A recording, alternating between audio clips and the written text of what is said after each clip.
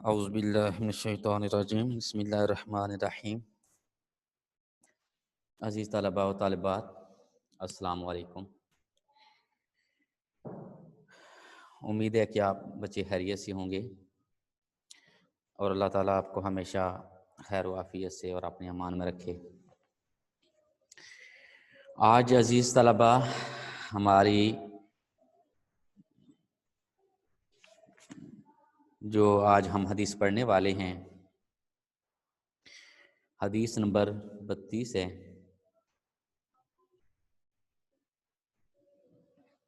جس کے اندر یہ بیان کرنے کی کوشش اور سمجھانے کی کوشش کی گئی ہے کہ آپ کسی کو نہ پہلے نقصان پہنچائیں اور نہ بعد میں نقصان پہنچائیں۔ تو آج ہم اسی کے متعلق حدیث پڑھنے کی سعادت حاصل کریں گے۔ ان جابر جخفی انبأنا معمر حدثنا عبد الرزاق حدثنا محمد بن یحییٰ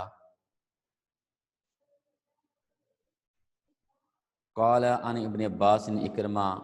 رضی اللہ تعالی عنہ قال رسول اللہ صلی اللہ علیہ وآلہ وسلم لا ضرر ولا ضرار۔ حضور نبی رحمت صلی اللہ علیہ وآلہ وسلم نے ارشاد فرمایا،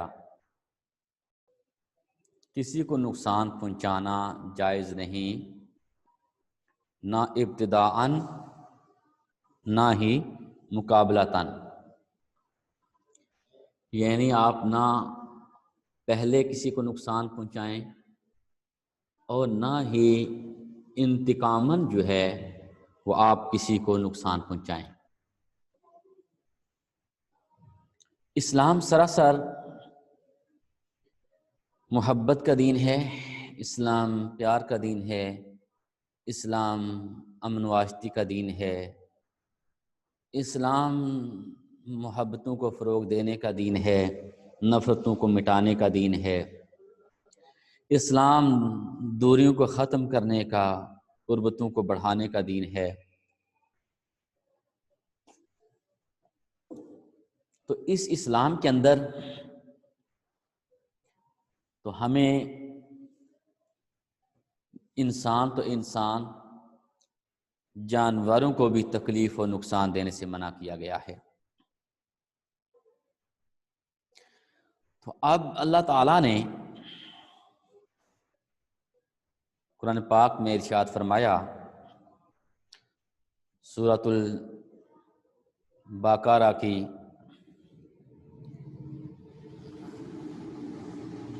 آیت نمبر 194 کے اندر،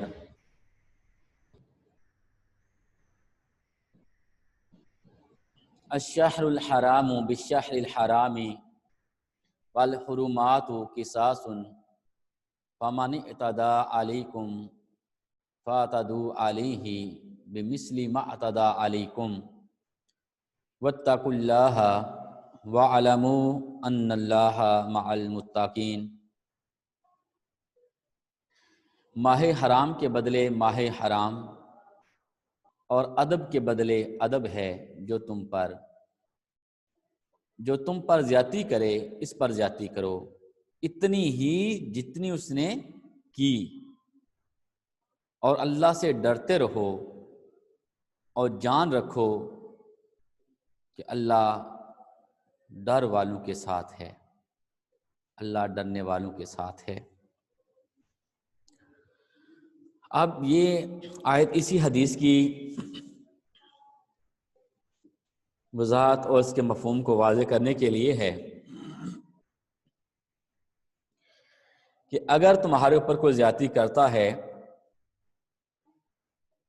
تو اتنی ہی زیادتی کرو جتنی اس نے زیادتی کی ہے۔ قرآن پاک میں دوسرے مقام پہ آتا ہے جس کا مفہوم و مطلب یہ ہے،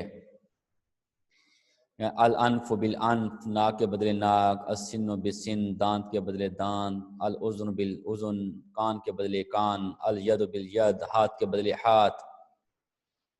یعنی اگر کسی نے ہاتھ کاٹا اس کا ہاتھ کاٹا جائے، اگر کسی نے ناک کاٹی اس کی ناک کاٹی جائے، اگر کسی نے کان کاٹا اس کا کان کاٹا جائے، اگر کسی نے دانت توڑا ہے تو اس کا صرف فقط دانت توڑا جائے۔ یعنی جتنی کسی نے ایذا، تکلیف اور نقصان پہنچایا ہے اتنا ہی اس کو نقصان پہنچایا جائے،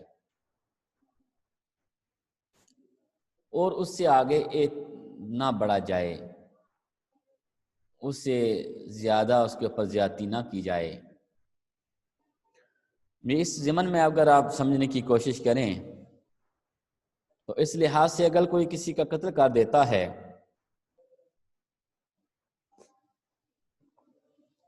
اگر کسی کے باپ نے قتل کیا ہے تو اس کے باپ ہی کو قتل کیا جائے، اس کے بیٹوں کو قتل نہ کیا جائے، یعنی باپ کی سزا بیٹوں کو نہ دیا جائے۔ اگر کسی کے بیٹے نے نقصان پہنچایا ہے تو اس کی سزا اس کے بیٹوں کو ملنے چاہیے، اس کے باپ کو وہ ضرب یا سزا نہیں دینی چاہیے۔ ہمارے ہاں ایسا ہوتا ہے کہ زمانہ جاہلیت کی طرح اگر کوئی لڑائی جھگڑا ہو جاتا ہے، کوئی قتل کر دیتا ہے، تو ہم قاتل کی بجائے ان کے اس فرد کو مارنے کی کوشش کرتے ہیں جو اس کے گھر کا سربراہ ہوتا ہے، یا جو بات چیت کرنے والا ہوتا ہے، یا جو آگے پیچھے جانے آنے والا ہوتا ہے۔ ہم کہتے ہیں کہ اس کو ختم کرو، نقصان دوسرے نے کیا، تکلیف دوسرے نے پہنچائی، اور ہم جو ہے وہ اس کے گھر کے سربراہ کو نقصان پہنچانے کی کوشش کرتے ہیں تاکہ یہ نہ رہے۔ تو یہ اسلام اس کی اجازت نہیں دیتا۔ قاتل ہی کو پھانسی دی جائے اور قاتل ہی کو جو ہے وہ قتل کے بدلے قتل کیا جائے، نہ کہ اپنا غصہ، رنج اور غم نکالنے کے لیے ہم ان کے دوسرے افراد کو بھی قتل کر دیں، تو یہ زیادتی ہو جائے گی اور یہ اللہ تعالیٰ کے حدوں کو توڑنے والی بات ہو جائے گی، اور اسلام اللہ تعالیٰ کی حدوں کو توڑنے کی اجازت نہیں دیتا۔ جتنا کسی نے نقصان کیا ہے یعنی اتنا ہی نقصان ہونا چاہیے، اور جس نے کیا ہے اسی کو نقصان پہنچنا چاہیے، اس کے علاوہ اس کے دوسرے گھر کے افراد کو نقصان نہیں پہنچانا چاہیے۔ ہاں اگر وہ ساتھ ملوث ہیں تو جتنا ان کا رول کردار وہ رول پلے کرتے رہے ہیں اتنی ان کو سزا دینی چاہیے، اس رول کے مطابق، اس کردار کے مطابق۔ تو اسلام جو ہے وہ سراسر محبت اور اخوت اور بھائی چارگی کا دین ہے۔ اسلام نہیں چاہتا کہ کسی کے ساتھ بھی زیادتی ہو، اسلام کسی کے ساتھ زیادتی نہیں کرنا چاہتا، اسلام کسی کی حق تلفی نہیں چاہتا، اسلام کسی کو حق مارنے کی اجازت نہیں دیتا۔ اسلام جو ہے یہ سراسر بھلائی اور خیر کا دین ہے۔ اسلام جو ہے وہ رشتوں کو جوڑنے کی بات کرتا ہے، اسلام صلح کی بات کرتا ہے، اسلام جو ہے وہ فتنہ و فساد کو ختم کرنے کی بات کرتا ہے۔ فتنہ و فساد اس وقت ہی ختم ہوگا جب مجرم کو سزا ملے گی، جب قاتل کو سزا ملے گی، جس نے جتنا جرم کیا ہے اس کو اتنی سزا ملے گی، تو پھر جرم ختم ہوگا اور پھر مجرموں کی تعداد بھی کم ہوگی۔ مجرم اور جرم بڑھتا ہی اس وقت بچو جب مجرم کو سزا نہیں ملتی اور مجرم سمجھتا ہے کہ وہ اپنے اثر و رسوخ سے، وہ اپنے تعلقات کی بنیاد کے اوپر بچ جائے گا، تو پھر جو ہے یہ ظلم بڑھتا ہے۔ اس لیے تو آگے اللہ تعالیٰ نے فرمایا ہے وَلَكُمْ فِي الْقِصَاصِ حَيَاةٌ يَا أُولِي الْأَلْبَابِ لَعَلَّكُمْ تَتَّقُونَ، سورۃ البقرہ کی آیت نمبر 189 کے اندر اللہ تعالیٰ نے اسی چیز کی وضاحت فرمائی ہے، اور اسی حوالے سے ہمیں ایک قانون ایک لا دیا ہے اور بتانے اور سمجھانے کی کوشش کی ہے کہ اے ایمان والو، وَلَكُمْ فِي الْقِصَاصِ حَيَاةٌ یا اولی الالباب، اے عقل مندو، خون کا بدلہ لینے میں تمہاری زندگی ہے۔ کہ تاکہ تم کہیں بچو اور باز آ جاؤ۔ یعنی اس آیا کریمہ کے اندر اللہ تعالیٰ نے فرمایا ہے کہ قصاص میں تمہارے لیے زندگی ہے اے عقل مندو، تاکہ تم بچ سکو، پرہیزگاری اختیار کر سکو۔ تو خون کا اگر بدلہ لے لیا جائے اور قاتل کو بھی تختہ دار پہ چڑھا دیا جائے اور قاتل کو اس کی سزا مل جائے، اور قاتل کو بھی یہ یقین ہو اور علم ہو کہ اگر میں کسی کا خون بہا رہا ہوں، اگر میں کسی کو قتل کر رہا ہوں، اس کے بدلے میں مجھے بھی قتل ہونا ہے، اس کے بدلے میں مجھے بھی پھانسی ہونی ہے، تو یقیناً پھر وہ قاتل جرت نہ کرے اپنا ہاتھ بڑھا کے کسی کو قتل کرنے کی۔ تو قاتل قتل کیوں کرتا ہے؟ قاتل سمجھتا ہے کہ میں تو بچ جاؤں گا، میں تو بچ جاؤں گا، مجھے تو اس کی سزا نہیں ملے گی، اس لیے وہ جرت مندانہ انداز میں دلیرانہ ہو کے وہ قتل کر دیتا ہے، جس کو چاہتا ہے وہ قتل کر دیتا ہے۔ اور اگر اس کو بھی علم ہو کہ جس طرح میں اس کو قتل کر رہا ہوں، اس کے بچے آج رو رہے ہیں، اس کے ماں باپ کو آج تکلیف اور اذیت پہنچ رہی ہے، اس کے بہن بھائی آج بلک بلک پہ اپنے بھائی کی لاش کے اوپر رو رہے ہیں، تو کل میرے بیٹے بیٹیاں ہیں تو وہ بھی مجھ پہ روئیں گے، میری ماں باپ ہیں وہ بھی مجھ پہ روئیں گے، میرے بہن بھائی بھی اسی طرح ان کے دلوں کے اوپر زخم لگیں گے اور ان کے دلوں کے اوپر بوجھ آئے گا اور وہ پریشان ہوں گے۔ تو یقین جانیے کبھی قاتل پھر جرت نہ کرے کہ وہ کسی کو قتل کرے۔ جن ممالک کے اندر، جن جگہوں پر یہ جرائم کے اوپر جو ہے وہ سخت سزائیں دی جاتی ہیں، اور جہاں پہ مجرموں کو ان کی جو سزا بنتی ہے وہ ملتی ہے، تو وہاں پہ جرائم بھی کم ہیں، وہاں پہ جرم بھی کم ہیں،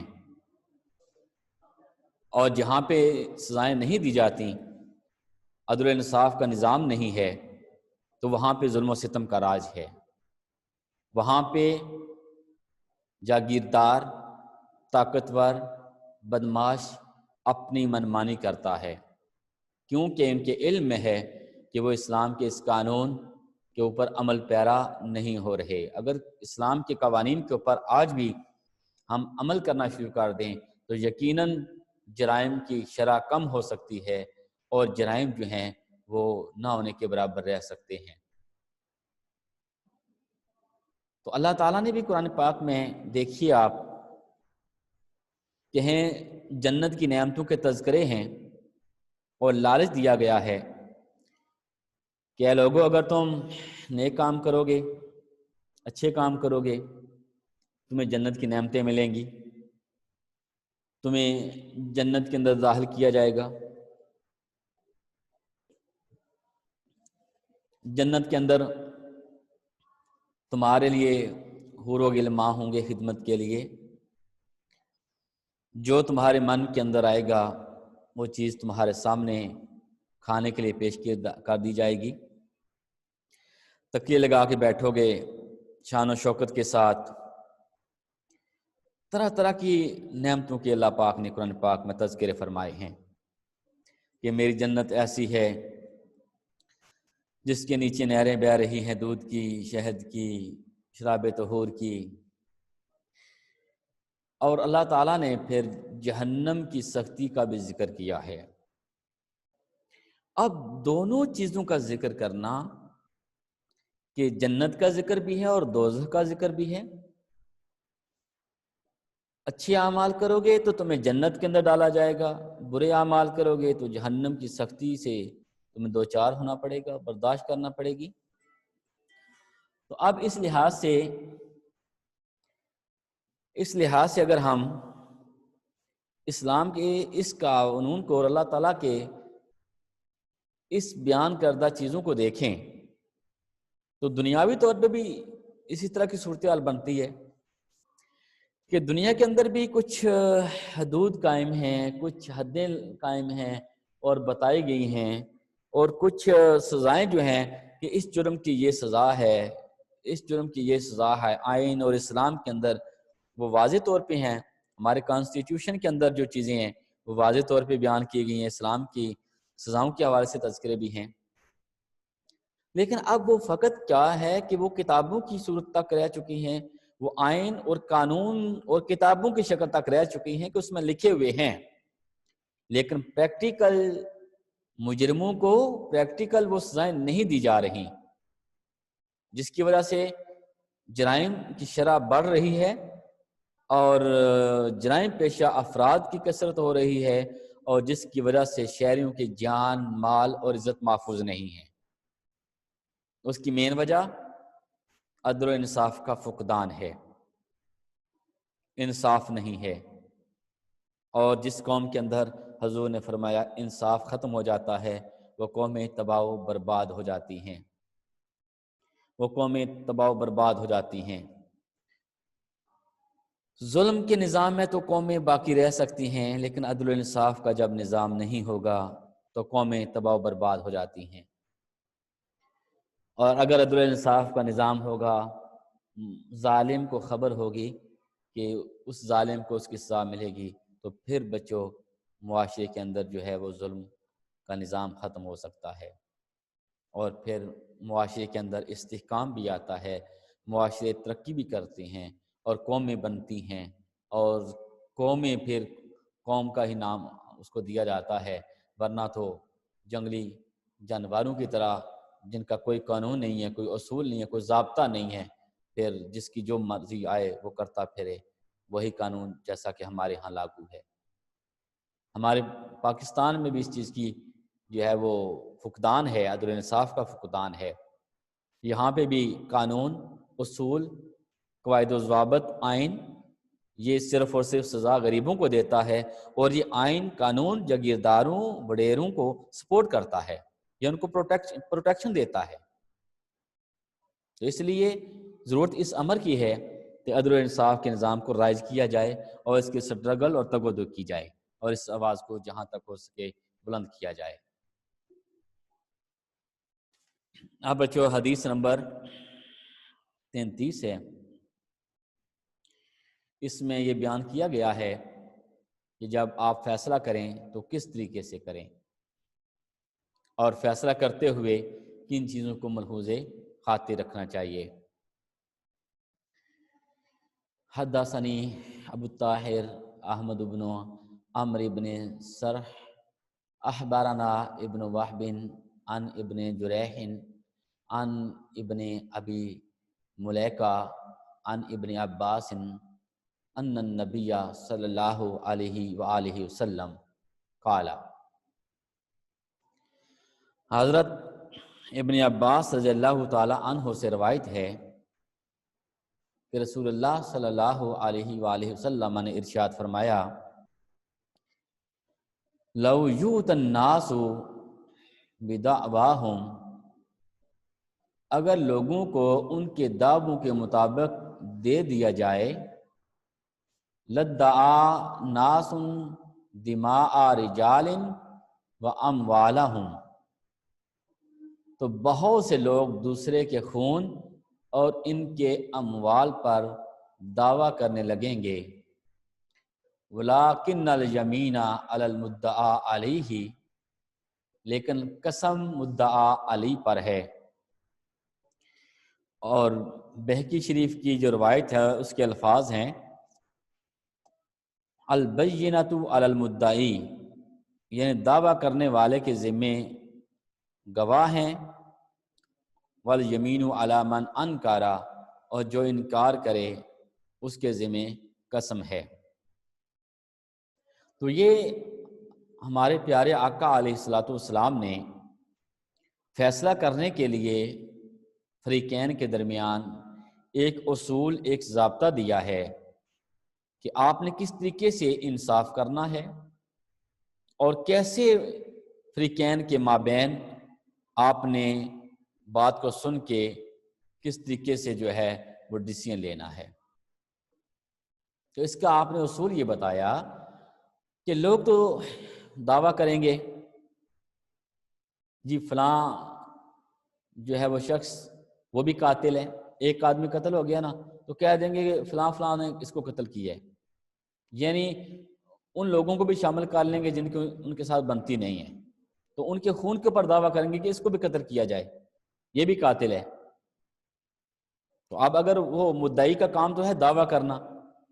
اگر آپ اس مدعی کے دعوے کے مطابق جو ہے وہ فیصلہ سن لیں گے، بات سن لیں گے، فیصلہ سنا دیں گے، تو پھر آپ کے کتنے سارے لوگوں کو جو ہے نا وہ قتل کر دیں گے۔ اور آپ نے فرمایا کہ وَأَمْوَالَهُمْ، اور وہ لوگوں کے مالوں کے اوپر دعویٰ کریں گے، لوگ کہیں گے یہ مال میرا ہے، یہ زمین میری ہے، تو پھر آپ اگر ان کے دعووں کے مطابق جو ہے نا وہ فیصلہ کرنا شروع کر دیں گے تو پھر تو آپ جو ہے وہ ناحق لوگوں سے مال بھی لیں گے، ناحق لوگوں کے اوپر جو ہے وہ تہمتیں بھی لگا کے، اور ناحق لوگوں کے اوپر جو ہے الزام تراشی کر کے، ناحق لوگوں پہ جو ہے وہ خون کا دعویٰ کر کے کہیں گے کہ یہ شخص جو ہے یہ میرا قاتل ہے، یہ سارے لوگ قاتل ہیں، یہ سارے شامل تھے اس کے اندر، تو پھر تو سب کو قتل کرنا پڑ جائے گا۔ تو حضور نے فرمایا کہ ایسا نہیں کرنا، آپ نے لوگوں کے دعووں کے مطابق آپ نے فیصلہ نہیں کرنا، بلکہ اس کے لا کیا ہے، اس کے لیے اصول کیا ہے، البینۃ علی المدعی، مدعی ثبوت پروف لے کر آئے، مدعی جو ہے وہ گواہ لے کر آئے، والیمین علی المدعی علیہ، اور جو قسم ہے وہ جو انکار کرتا ہے اس کے اوپر قسم ہوگی، وہ قسم دے دے تو معاملہ جو سال ہو جائے گا۔ یعنی اگر مدعی وہ گواہ لے آتا ہے تو وہ چیز اس کو دے دی جائے، مثلا ایک شخص دعویٰ کرتا ہے کہ یہ زمین میری ہے، تو اس کے ذمہ کیا ہے کہ وہ پروف لے کر آئے، وہ گواہ بھی لے کر آئے کہ واقعی وہی زمین کا مالک ہے اور وہی زمین کے قابض ہے۔ یا اسی طریقے سے کوئی بھی کسی بھی لحاظ سے کوئی شخص دعویٰ کرتا ہے کہ یہ جناب کتاب میری ہے، یہ موبائل میرا ہے، یعنی یہ کمپیوٹر میرا ہے، تو کوئی بھی کسی کا دعویٰ کرتا ہے کہ یہ چیز میری ہے تو اس کے پاس گواہ ہونے چاہیے، اور اگر وہ گواہ لے آتا ہے تو وہ چیز اس کو دے دی جائے گی۔ اگر اس کے پاس گواہ نہیں ہے تو وہ جو انکار کرتا ہے کہ نہیں اس کی چیز نہیں ہے، اس کے ذمہ قسم ہے کہ وہ قسم اٹھائے گا اللہ کی، تو وہ چیز اس کو دے دی جائے گی۔ تو اس طریقے سے یعنی فیصلہ کرنے کا ہمیں حکم دیا گیا ہے، اور فیصلہ کرنے کا ایک اصول اور طریقہ کار ہمیں بتایا گیا ہے، اور اس طریقہ کار کو ہی ہمیں فالو کرنا چاہیے، چاہے کوئی جج ہے، چاہے کوئی قاضی ہے، اور کوئی کسی سیٹ کے اوپر بیٹھا ہے، کوئی استاد ہے، کوئی کسی لحاظ سے مینجمنٹ کے اندر ہے، تو اس نے فیصلہ کرتے ہوئے ان چیزوں کو مد نظر رکھنا ہے کہ صرف اور صرف لوگوں کی باتوں کے اوپر جو فیصلہ نہیں کر دینا، بلکہ دونوں فریقوں کی بات کو سنے گا مدعی اور مدعا علیہ، اور پھر فیصلہ کرے گا کہ یہاں پہ غلط کون ہے اور صحیح کون ہے۔ تو یہ طریقہ کار جو ہے وہ ہمیں فالو کرنے کا حکم دیا گیا، اور اس حوالے سے اللہ تعالیٰ نے قرآن پاک کے اندر بھی ہمیں ہدایت دی ہے۔ اللہ تعالیٰ فرماتے ہیں سورۃ الانعام کی آیت نمبر 152 کے اندر، وَلَا تَقْرَبُوا مَالَ الْيَتِيمِ، اور تم یتیم کے مال کے پاس نہ جاؤ، إِلَّا بِالَّتِي هِيَ أَحْسَنُ، مگر بہت اچھے طریقے سے، حتیٰ یبلغ اشدہ، جب وہ اپنی جوانی کو پہنچ جائے یا وہ جوان ہو جائے، وَأَوْفُوا الْكَيْلَ وَالْمِيزَانَ بِالْقِسْطِ، اور ناپ اور تول انصاف کے ساتھ پوری کرو، لا نکلف نفسا الا وسعها، ہم کسی جان پر بوجھ نہیں ڈالتے مگر اس کی طاقت کے مطابق، اس کی وسعت کے مطابق۔ وَإِذَا قُلْتُمْ فَعْدِلُوا، اور جب تم کہو تو انصاف کی بات کہو، عدل کی بات کہو، وَلَوْ كَانَ ذَا قُرْبَىٰ، اگرچہ وہ تمہارے اپنے قریبی رشتہ داروں کے خلاف ہی کیوں نہ ہو، ان کا معاملہ ہی کیوں نہ ہو۔ وَبِعَهْدِ اللَّهِ أَوْفُوا ذَلِكُمْ وَصَّاكُمْ بِهِ لَعَلَّكُمْ تَذَكَّرُونَ، اور اللہ ہی کا عہد پورا کرو، یہ تمہیں تاکید فرمائی کہ کہیں تم نصیحت مانو۔ تو اب اللہ تعالیٰ نے اس آیہ مقدسہ کے اندر ہمیں بتایا اور سمجھایا کہ یتیم بچہ اگر اس کا مال ہے تو ہمارے ہاں ایسا ہوتا ہے کہ ہم لوگ ناجائز طریقے سے اس مال کو ہڑپ کرنے کی کوشش کرتے ہیں. ہم لوگ جو ہیں وہ اس کو ہتھیانے کی کوشش کرتے ہیں. کوئی زمین کوئی جائیداد جو ہے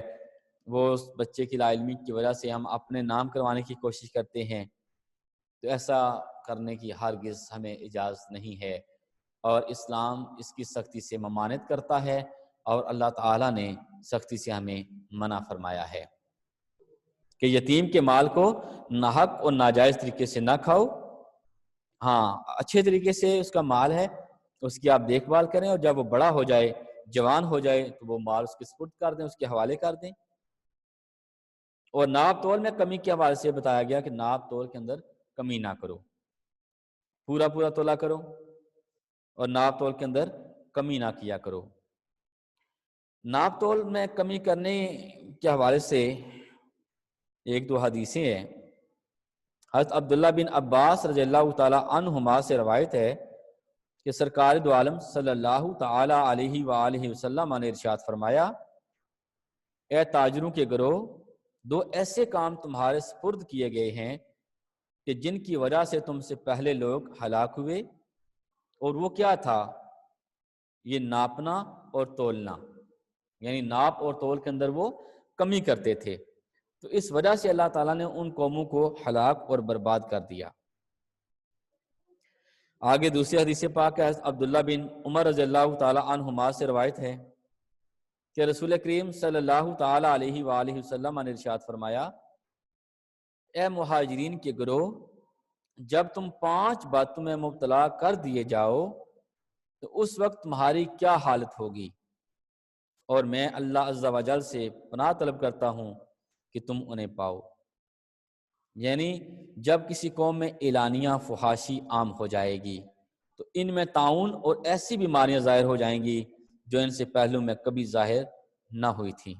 جیسے آج کل ایڈز وغیرہ ہے. یعنی اعلانیہ طور پہ فحاشی،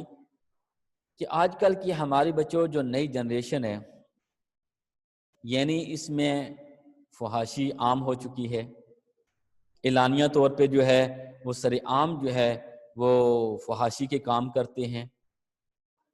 اور پھر اسی وجہ سے آج ہمارے اوپر وہ ایسی بیماریاں مسلط کر دی گئی ہیں